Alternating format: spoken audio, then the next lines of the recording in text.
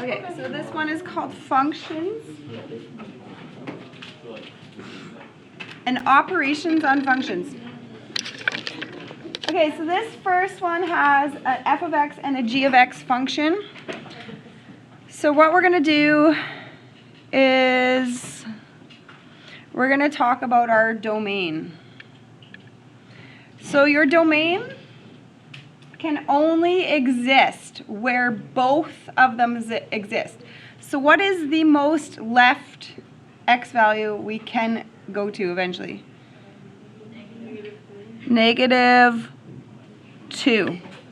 Oh, with both of them. I can't go to negative 3 because this one does not exist there.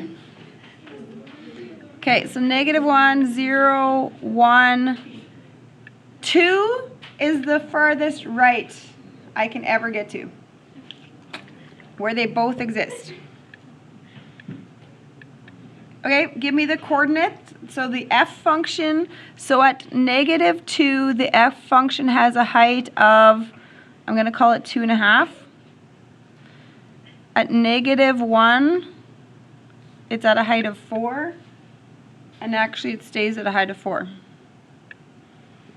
Right? 4, 4, 4, the height is 4. Okay, the g function has a height of, at negative 2, it's negative 1, negative 1, comma, negative 2, negative 3, negative 2, negative 1. Those are the heights. Good?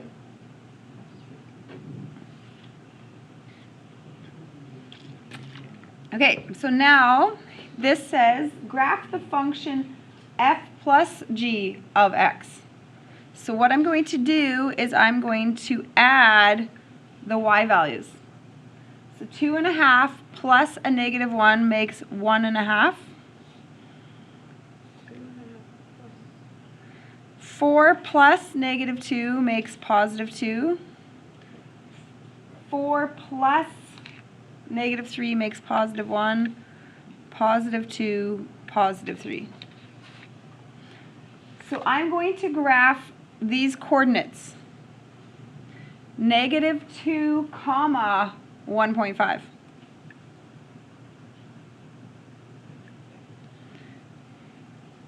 Negative 1, comma, 2. 0, comma, 1. 1, comma, 2. And 2, comma, 3. And then I'm going to connect them all together. And I'm done. That's it. That's the last graph.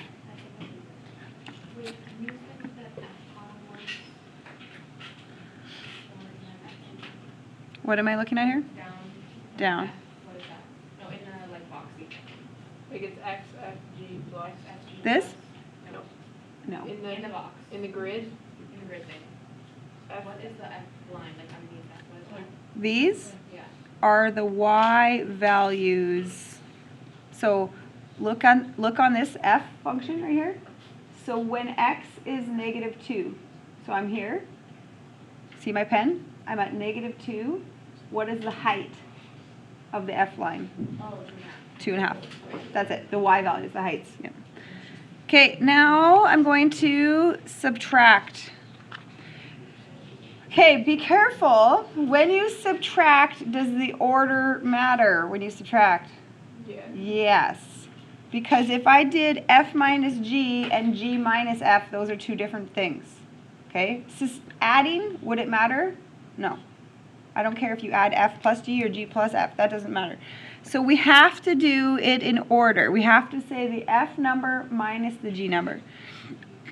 So 2.5 minus negative 1 actually adds it. Yep. 6, 7, 6, 5.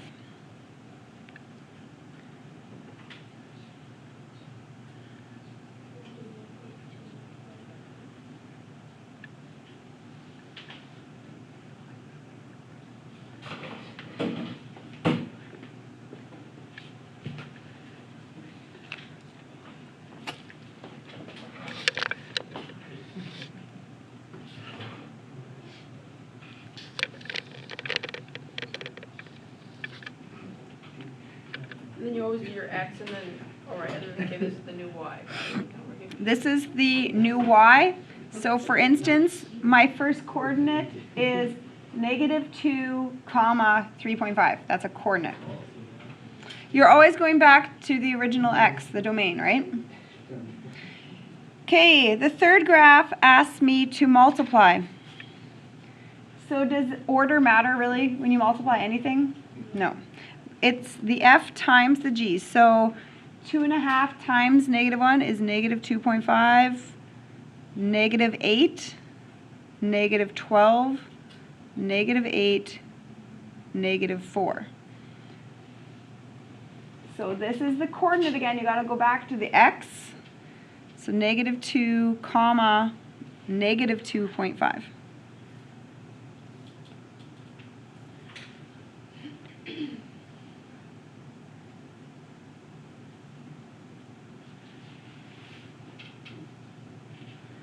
Sorry, you're probably going to run out of grid, right? Yeah.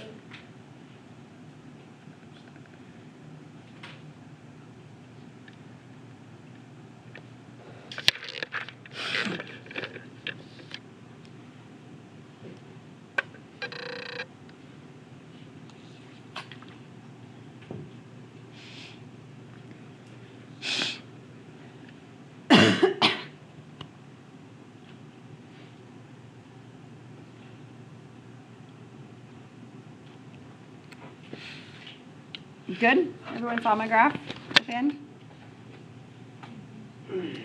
Okay, now I guess I should put some little ticks on there, hey? 1 and 1. The last one is f divided by g. Okay, please be careful of your order here. Division matters. Okay, f divided by g is different than the g divided by f. So f divided by g. So 2.5 divided by -1, -2.5. 4 divided by -2. 4 divided by -3 is 1.3 repeated, but this is a graph, so that's okay. -2 and -4. Would there be any restrictions to this operation? What could potentially be a problem here? If the g function ever had a height of 0, that's a problem, because I can't divide by that anymore, right? Is there just not a point? It'd be an asymptote. We don't do that? I don't think you graphically run into that problem, but I would probably be more of a word question.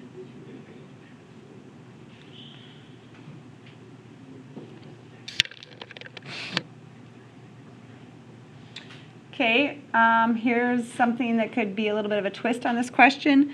Would you understand if perhaps this and this both had arrows on it? What would your final graph always also have?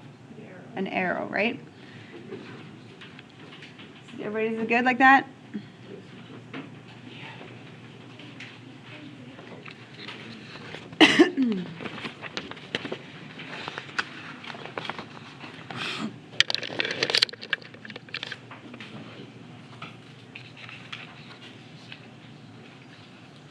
Okay. For some reason, the word simplify, when I ask you to simplify something, that always confuses people. So in a math sense, what does simplify mean? It means something like if you needed to distribute brackets or FOIL, then collect. That's really what I'd be looking for when I'd say something, simplify this. Here's what I get as the problem when people try to simplify, all of a sudden they're factoring. Factoring is actually the complete opposite operation of simplifying. Simplify means go forward. So if I say simplify 5 times 4, you get 20, right? Okay? If I say factor, you can say 20 equals 5 times 4. That's going opposite of simplifying. Okay? Okay, so can you get me an equation? Find the f of x plus the g of x and simplify it. So the f of x function is x squared plus 3x plus the g function, so plus x plus 7.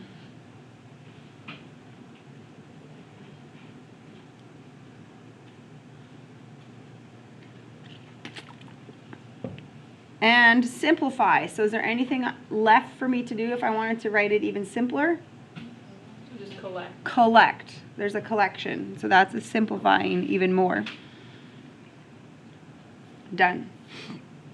Sometimes I might say write the equation for m of x equals, and you might have to add whatever here or something, okay? Oh, right. Simplify h of x minus f of x. So this is important. When you minus an entire function, it actually causes us to do that process. Does this make sense? Because you're minusing this entire function.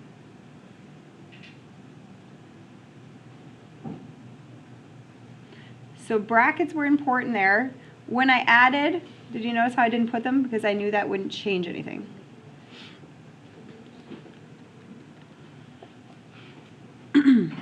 Okay, so usually this is where the mistake happens on that piece. Oh, Okay, so you minus everything that is coming after. And obviously if this had a subtraction, then it would change to a plus or whatever, right? Okay, simplify. I personally would probably write negative x squared first. You don't have to, but. And then collect x's on that one.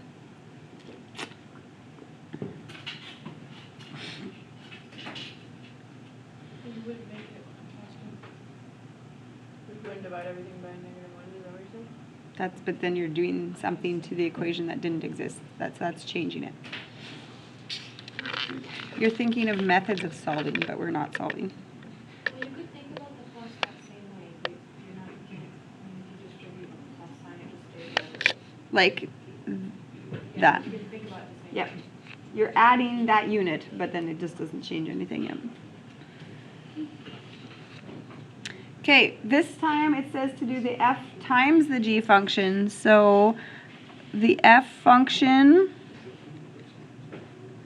times by the g function.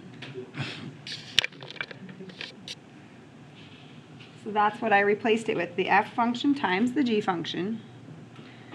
And then simplify. So now what should I do if it's telling me to simplify this? Foil?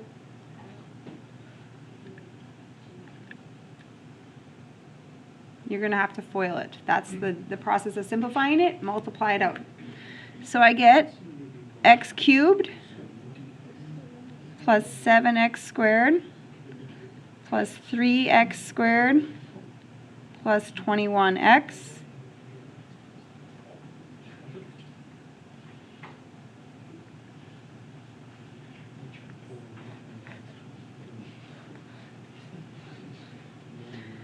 Okay, and then more simplifying. If you can collect anything you're collecting, that's also simplifying.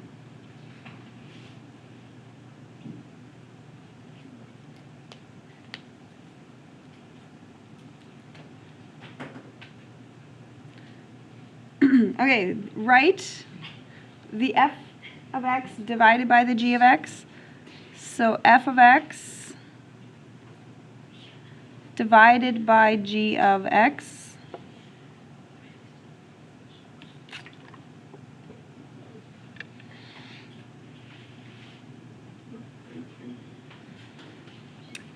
Evaluate f divided by g at 1.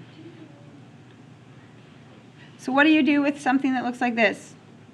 What does this mean when there's a number inside there now? N equals 1? You have to do what with the 1? Put it in as an x, so the plug-in, right? You're plugging 1 in now. Oh. So evaluate, the word evaluate means get me a number answer. I want a number answer. So what is 1 squared plus 3 times 1 divided by 1 plus 7?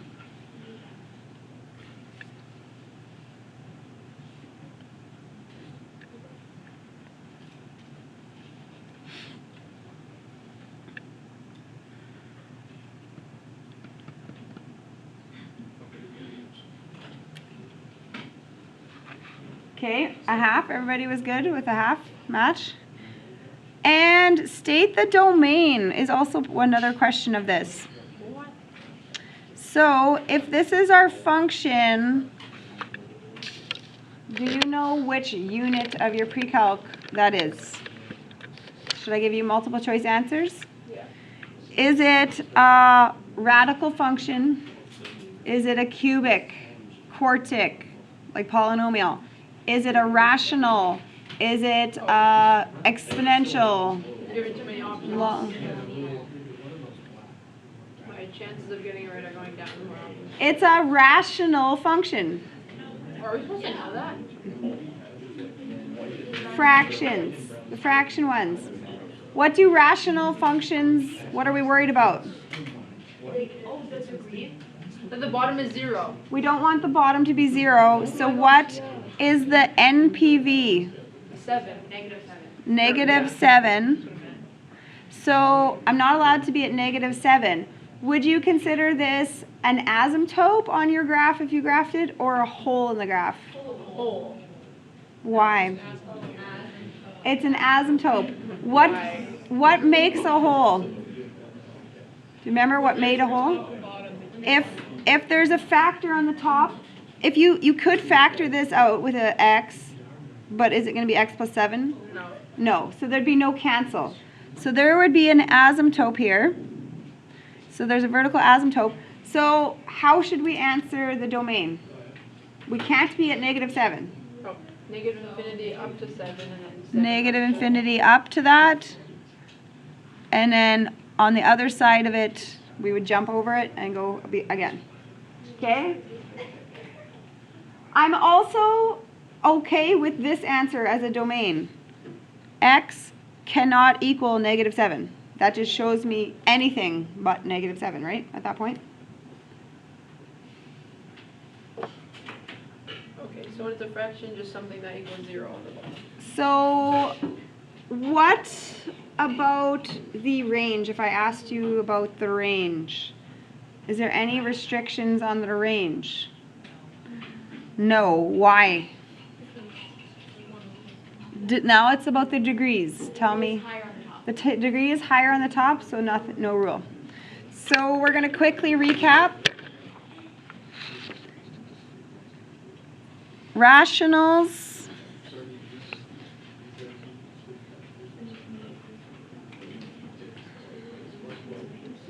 So a rational function is as soon as you get a fraction. Why is it number and then decimal? Numerator, denominator. Oh, yeah.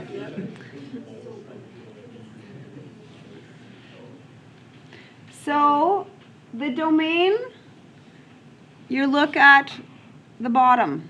That's what you look at for the bottom. That tells us about our domain. We would have a non-permissible value, a vertical asymptote, or a hole. Remember those rules?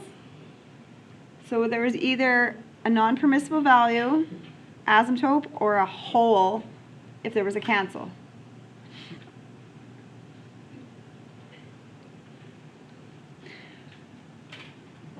Range. What did I have to concern myself with range here? Degrees. Okay, so if the degree was higher on the top, didn't worry, there was none. if the degrees were the same? If the degrees were the same, what do you remember doing?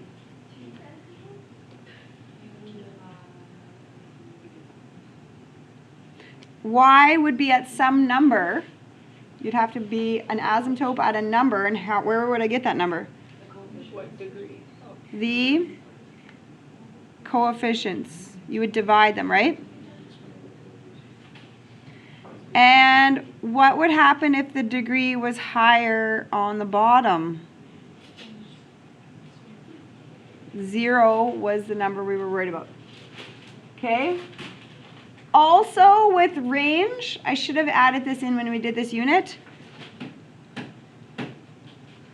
Also with range, if there was a hole, you're going to have to skip that hole, whatever the y value is at that hole, which you'd have to be figuring out all on your own with some kind of plug-in, right?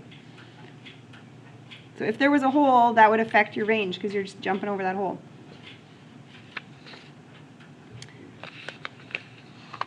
Okay, now we're going to get right into that. Ready?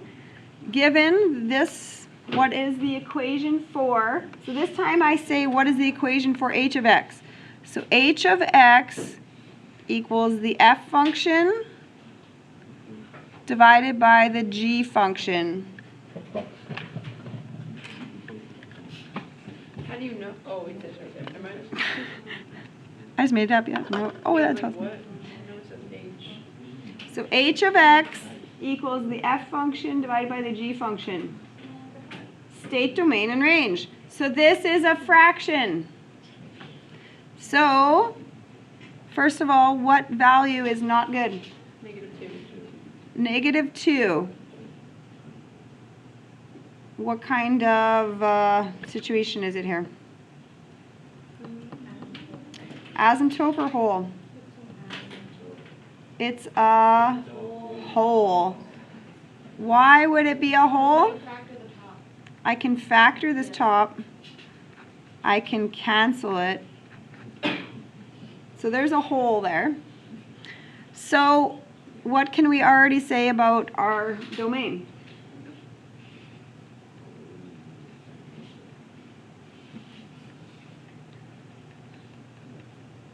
I don't care how you write it, either one, whatever makes sense in your brain.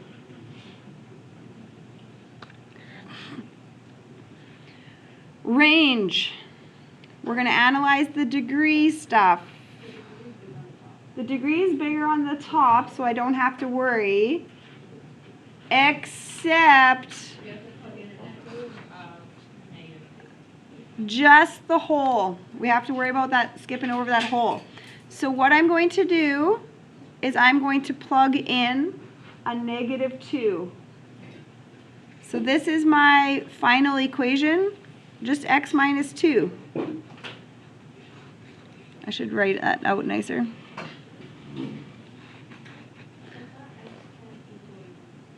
So if I plug in a -2, I get -2 subtract 2, so -4. So my hole is the coordinate -2, -4, so I have to skip over a height of -4.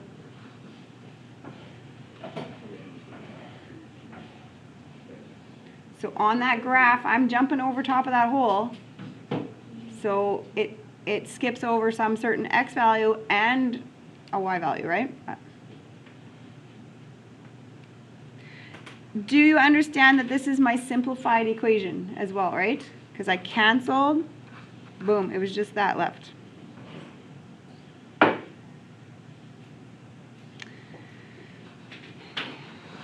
Okay, here's another one. This one says to simplify, I'm going to multiply the two of them. So multiply.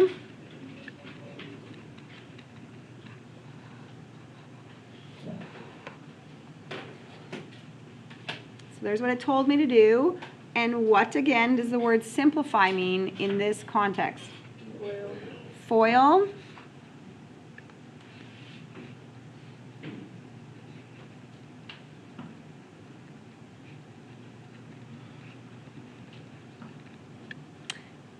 And done.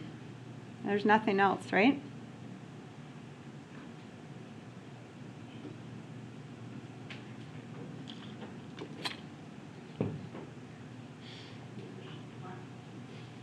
Done. Okay, number 4, I was given this, so simplify y equals, so this time it gave me some instructions, so I better follow. Y equals f of x plus g of x.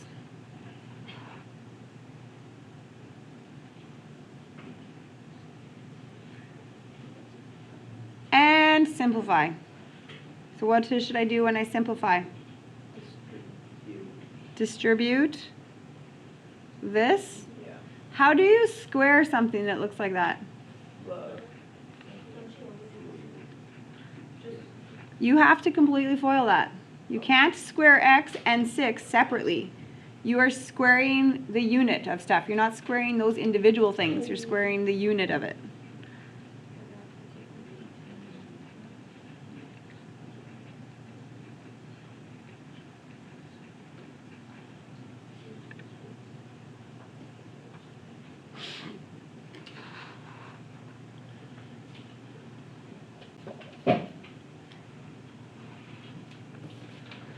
What if I made you graph that function? Ugh. This unit is simple, yet it's complex because it makes you have to think about all the things you've ever done in your past as well. What is this from your past? Grade 11. What did you do in grade 11? Squared functions make a what shape? Parabola. Parabola. What do you know about this transformation? Where should I start? Down negative, down 6. Right 6. Oh, dang. Up 10. Wow, we're bad. I won't make you graph it, but Okay. or on here, but this is right. Right 6, up 10. Who remembers the pattern that these points would follow? 1, 1, 2, 4. Remember all that? 4, 60, and 5, 25.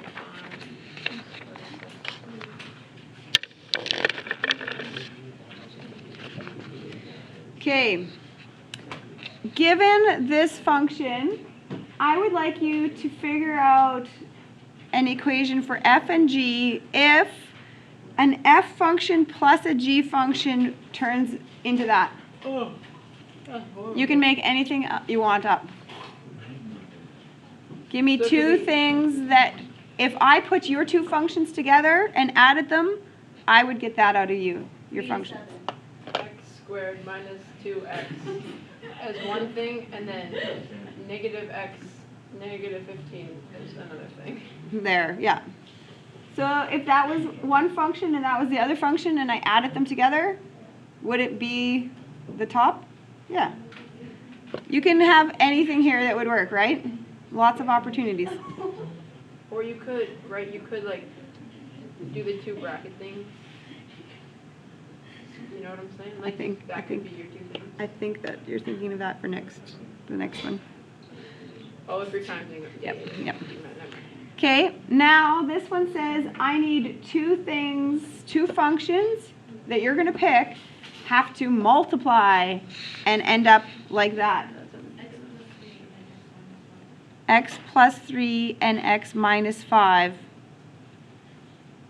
So if I multiplied your two functions like that, would they make that trinomial up here? Yep. This one. Okay, and the last part. No, almost. Composite functions. Okay, find and graph g of f of x. So this is called the input, and you are going to put it in to that. You're going to put that into that.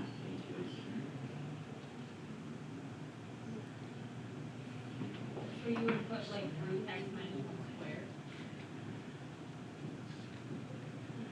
So I'm going to take this and I'm going to put it in to that position. So x equals x root of x. So g of f of x would equal the square root of x minus 1 squared.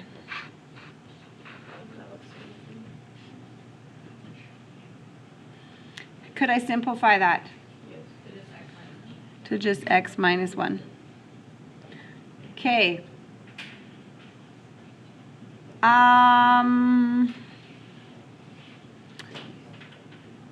What would this look like if I made you graph it? All these background knowledge things coming. Just a line. A line, That starts left. down one. Or down. Oh, yeah. So it'd be like that, except Oh. something else. The domain. It can't be negative. This is restricting our domain because we can't square root anything to be negative. So this was our original, we had original just restriction. What's the x value that we have to think about here? Anything less than 1. Anything less than 1. So guess what?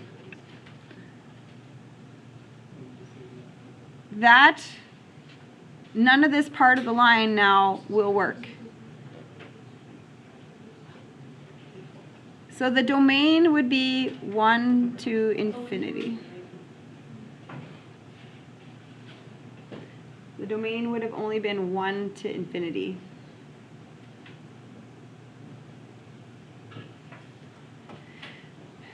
Okay.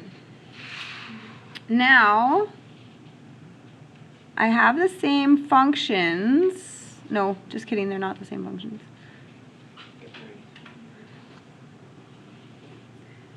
Input, and we're going to input it into what? So the g function is going to go into the f function. So this g function is going to go into that function. It's going to just replace the x. That's all it's doing. It's just replacing the x. So can you think about how that would be written?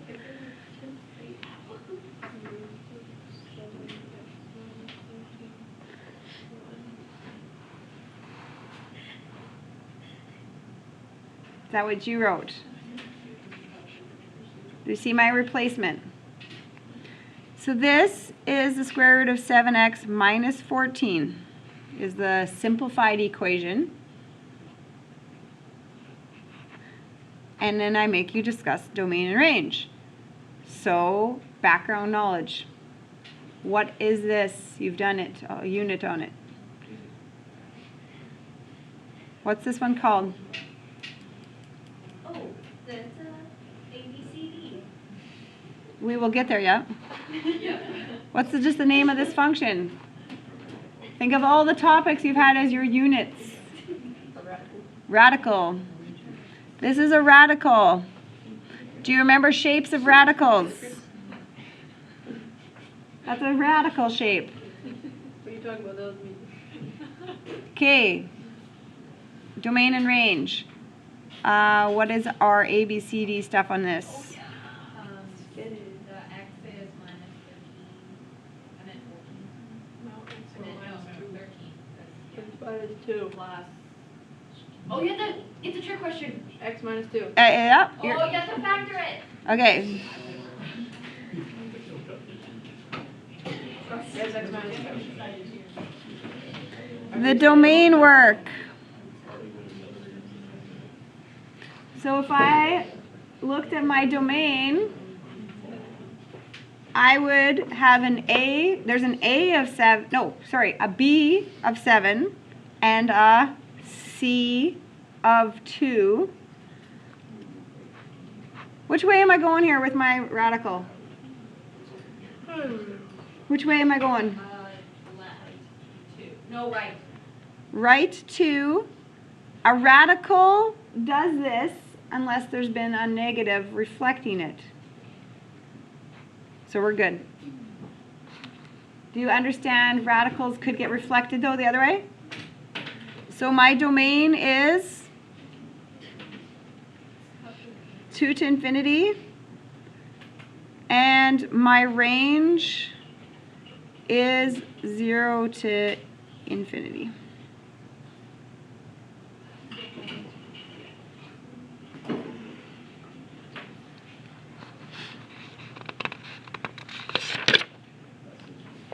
All right, almost done. Okay. 0 comments, yeah, okay. Last question? Okay, so we got to work inside out here.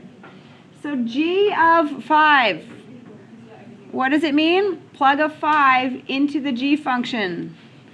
So 5 squared plus 2. That's what I did there. I plugged it in right here. 5 squared plus 2. Agreed? 27? Yeah. Now, what is the f of 27? So what are you going to do there? Plug 3 times 27 plus 1.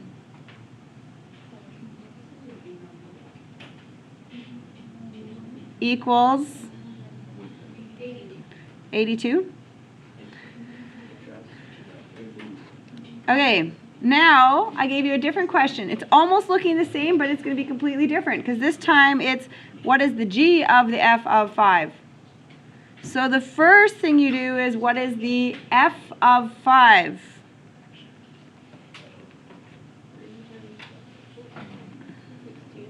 So I plugged it into 3 times 5 plus 1, so 16.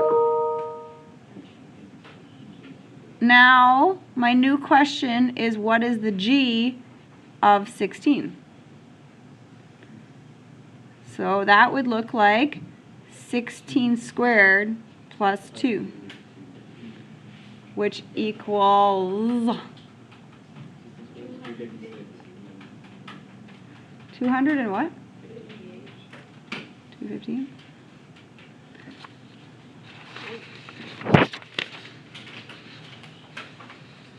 Oh, I just had more questions like that. Do you want me to do more or no?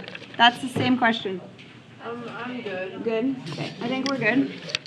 I don't see anything different with that, okay? Number 5 is maybe a little bit different. Okay.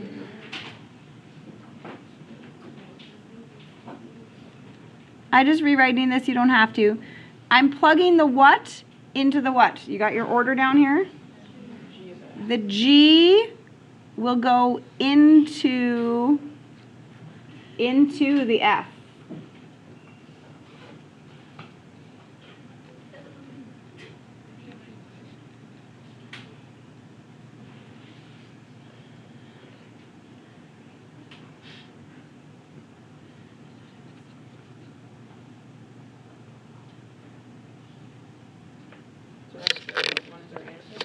So this is your equation. And then I said to graph it. So again, can you recall stuff? How do you graph something that looks like this? Parabola that has a up 1. I'm just going to draw a really super simple sketch because you guys will have more dots on there, right? What do you do again? 1, 1, 1, 2, 4, okay? Okay, let's do one more of these though.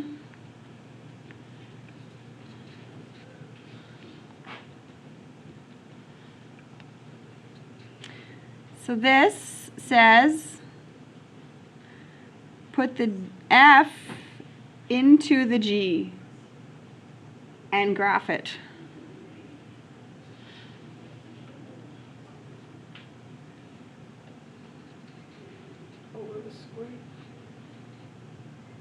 Put the F into the G position.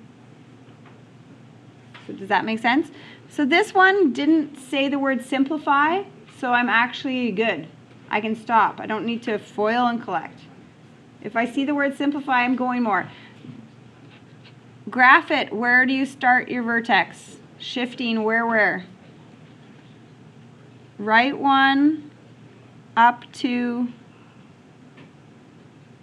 okay, on your test, I need more coordinates, but for this time's sake right now, you got that? Okay, last question. See, we can do a whole unit in a day. F of negative 2. What is the height? So go to the F line. Get to negative 2. What is the height of that line? 2. Now, my new question. What is the G of 2? So go to the G line. Go to the X value 2, and the height is, what? I got 1. Not bad. 1. You went too far over. I went to the height of 2. Okay, ready? F of negative 3. So what is the F function at negative 3? What is the height? 1. Now, your new question, so what is the F function's height at 1?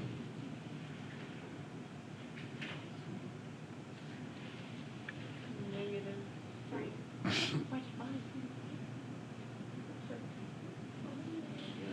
Are we following that? You sure it's not 3? At 1? Why is it 1. X is negative 3? What? Okay, here's my first one. At negative 3, Yeah. my height is 1. 1. Yeah.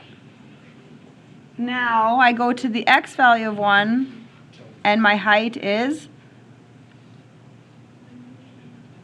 5. Yes? Yeah, I get it. Okay. Ooh, this one is different. What? Bringing back lots of memories. What does that symbol mean? Inverse. Inverse. What does the inverse mean? X and Y switch. X and Y are switching. So here's really what I'm asking you.